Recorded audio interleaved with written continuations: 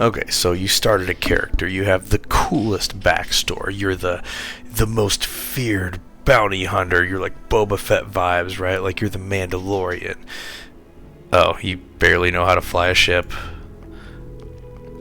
You kind of can look at target systems and you can jump a little bit. Okay, so not like the dastardly crazy bounty hunter you were hoping for, right?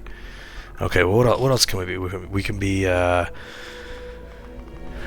man, yeah, let's go Ronin. You're the most feared stealth assassin, secret hitman in the universe, except, oh shit, you kind of just know how to swing a knife at the pointy end the right way, and everyone hears you, but you know how to tiptoe. It's just not the backstory that you were building to. So, how do you get there quick enough to make it believable in your story without using console commands, without being lame, and setting up an outpost to XP farm, or going through all the rigmarole of doing that? You're not trying to find this planet where everything you kill is 100 experience and it's all super low hit points. Like, you're not playing the gimmicks. What if you just want to play the game like normal and level up faster? That is what this video is for. And if you think that's cool information and you like cool Starfield build videos, definitely subscribe, like, comment, and let me know what you think on the video. Alright, so we are fresh off the boat. We just made Mr. Jimmy Wiggins here. Skinny little guy, receding hairline, unfortunate. But hey, he's got an Eon, so he can make some noise. Little did we know he's the world's most deadly assassin. But not yet. We need to get him there. We need to level him up. And how we do that is actually pretty simple, and in a way that's not lore breaking or grindy or gimmicky. So you're going to go to the menu, you're going to go to settings, you're going to go to gameplay options. Everything between this, you want to be in the player experience piece. Everything between here and here is useful to mess with. So all these that say normal, if I go this way, it doesn't do anything for that one. But if I go up, it adds XP. So if I'm at extreme here on enemy combat damage, it means enemies deal significant damage. So you can do this to all of these things here. Some of them make big differences, some of them make small differences in experience, some of them make big differences in gameplay, some of them make small differences in gameplay, and that's how we're going to min-max this. But if you take everything to the max here, what's going to happen is the game gets very hard.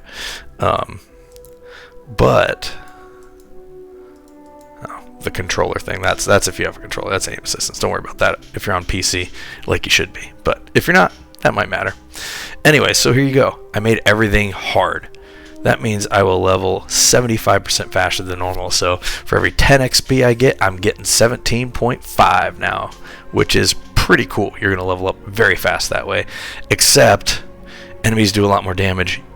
You do a lot less damage, so fights take longer. So if you start looking at it in terms of XP per hour, you can min-max this and still make the game enjoyable to play and not super hard, and still get a pretty good boost. So here is mine that I like. Enemy combat damage, I crank up because they're not that bad. Heaven forbid you actually fight like you're in a real gunfight and not just run through the middle when you're just starting out. Now the interesting thing about player combat damage, right now you can see I'm standard damage. But if I make myself do a bunch of damage, now you're a glass cannon, they're a glass cannon, so they die pretty quick. No real bullet sponge issues here, and it doesn't penalize you for making that easier. Same deal. Enemy ship damage, player ship damage. Now this one, depending on how your build is, I feel like this is always a good call. Sometimes this isn't. I just feel like space combat gets a little one-sided a little quicker. There's no cover. Ammo weight, I don't recommend that one because carrying capacity kind of matters. Carrying capacity, speaking of which, we're not going to reduce it. We are going to increase it. So normal carry capacity is like 200, 300. If we do this, it hits us for 8% negative, but your carry capacity is going to be like 1200, which means you can clear multiple missions on the mission board, come back without being encumbered, which is huge. I don't do a lot with my cargo, so that one I always leave nice and high, a little 2% bump there. Vendor credits, so this one I'm going to take a hit as well, because instead of them having 500 or 1,000 credits, now they will have 25,000 credits. So you get to pick up all that stuff, and you get to sell it all to one vendor without them running out of money, or two vendors. And if you're talking about XP per hour, being able to get more money to buy better stuff will increase your damage and let you clear stuff quicker and increase your XP per hour. So that is like a huge net gain. Medical item healing, I don't worry about that. Just buy med packs. You have a ton more money now. Food healing, I never used it much anyway, so not an issue here. Sleeping does not heal you. So what this means, and this will play into the environmental damage and the afflictions and prognosis stuff, all that's going to play into here too. It is 750 credits to go to any Reliant Medical and get all that healed. Now you'll have that yellow bar from your afflictions that you need to like sit and wait to wear off in a settlement. But once you do that, then for 750 you get all those healed and you have so much more money. So it's just a no-brainer, and your XP is a lot faster that way. I don't like having to play survival mode, so I take that one off too. Do what you want there. Combat affliction gain, I keep that high. You're in a gunfight, if you get shot, you probably have like a puncture wound. That seems reasonable to me, and the 4% XP boost is pretty good. Same thing we talked about on the earlier sections. Affliction treatment, you'll never cure them, but you're going to go see Reliant Medical anyway, so it doesn't matter. Prognosis, they have a chance to worsen, but again, you're flying back and getting treated, so it doesn't matter. Environmental damage and affliction, same as these here. So that is a pretty big bump. So we are at 135% XP, which is a notable increase of leveling speed.